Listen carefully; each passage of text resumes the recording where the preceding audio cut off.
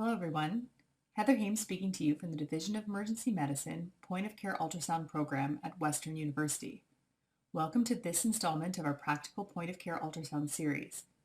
This screencast will focus on the use of point of care ultrasound in the diagnosis of small bowel obstruction.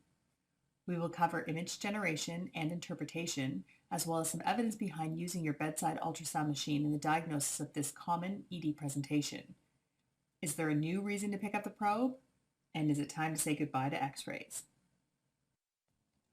Let's start with a case. An 83-year-old woman presents with abdominal pain after a day of feeling unwell. She has vomited a couple of times. She is tachycardic and hypotensive, especially given her past medical history of hypertension, and she is on quite a few medications. Your differential diagnosis at this point should be quite broad, and there are lots of reasons to pick up the probe in an effort to eliminate some of the most dangerous on your list.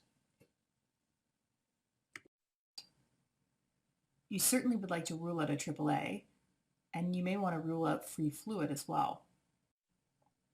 But let's say while you're doing that, you stumble across an image that looks like this. Could this be helpful? Have you come across the diagnosis? So that brings us to the purpose of this screencast, which is POCUS for small bowel obstruction. And is this actually a thing?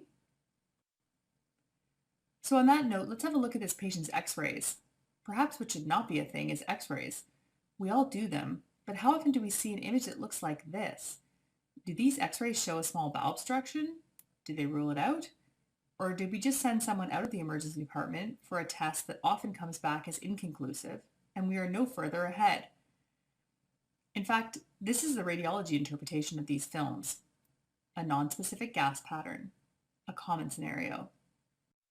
These numbers come from a study published in the American Journal of Gastroenterology in 1991, so an older study for sure. They used enterocolysis, which is a technique of watching contrast travel through the bowel, and operative findings as the gold standard.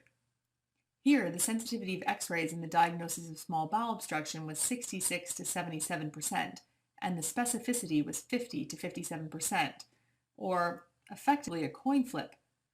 Rosen's textbook of emergency medicine has this to say about x-rays. Plain radiographic findings are estimated to be diagnostic in approximately 50 to 60% of cases, equivocal in 20 to 30%, and normal, nonspecific, or misleading in 10 to 20%. Today, the non-invasive or non-operative gold standard in diagnosis remains CT scanning. In a systematic review